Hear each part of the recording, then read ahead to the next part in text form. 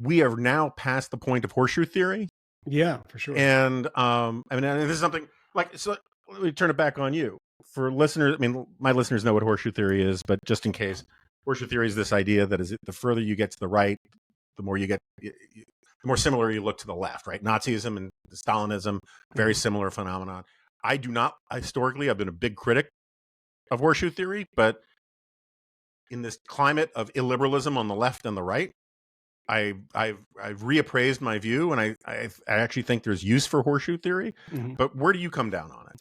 Well, I think that a lot of people that I've interacted with on this issue, I mean, I have talked a lot about a documentary that I did in Starr County in the Rio Grande Valley, which is the most Hispanic county in America. And I did this many years ago, and I was like, these guys are becoming very Trumpy. I mean, Hillary Clinton won Starr County by 40 points or something. Right. And then Donald Trump won it by, I think, 5, 6, 7, something like that. But it's a significant, it was like a 67-point swing. It's amazing. Yeah. I mean, it's a small county. I mean, there's 18,000 voters or something, but it does tell you something. But I think one of the things is that voters, I don't even know if they've changed so much that sort of people on the left saying, well, we're losing. I don't think you ever had the votes to begin with, particularly here in New York City. Is that the second people here interact with something like illegal immigration, it changes everything. They interact with subway crime in the way that, you do now. I mean, I get so frustrated by the number of people. I take the subway every day, and I take a long subway ride because I live in Bed-Stuy. And so I come to the city, and it's a significant subway ride. And there isn't a day that goes by without someone menacing you on a car. And as I've said a million times, there are no statistics for that. Yeah. Nobody calls the police when a shirtless guy is screaming and threatening people. And then once in a while, a Daniel Penny happens, and then it's front page of the New York Post, and it's Bernie Getz all over again. It's the 1980s. I mean, the broken windows stuff wasn't controversial when I was in New York at the time. I remember the thing that people got upset about Giuliani, young people, was the cabaret stuff, like no drinking and dancing at certain places, and they would fine people for this.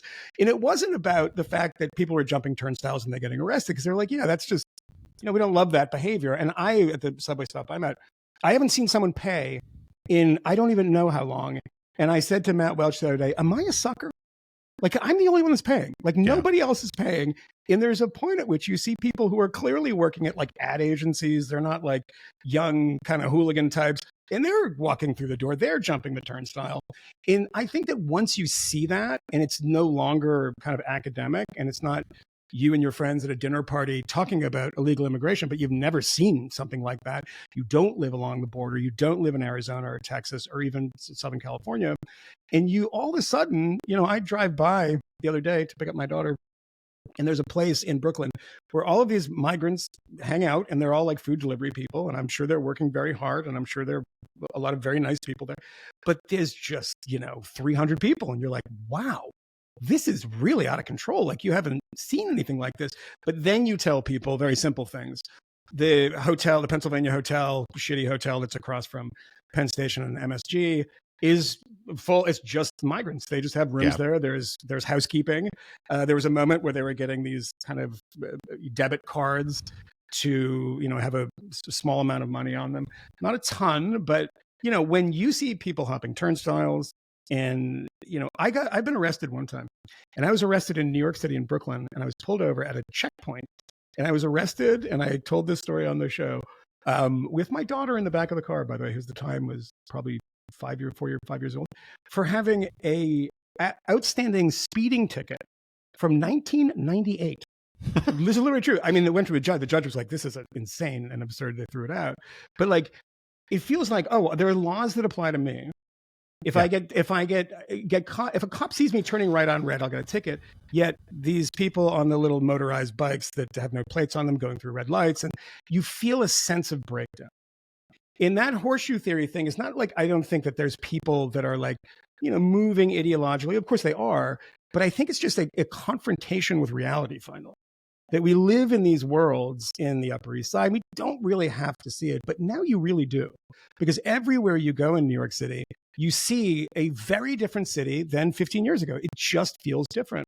And everyone can talk about the numbers and they can talk about crime stats, et cetera. Yeah, it's not 1993.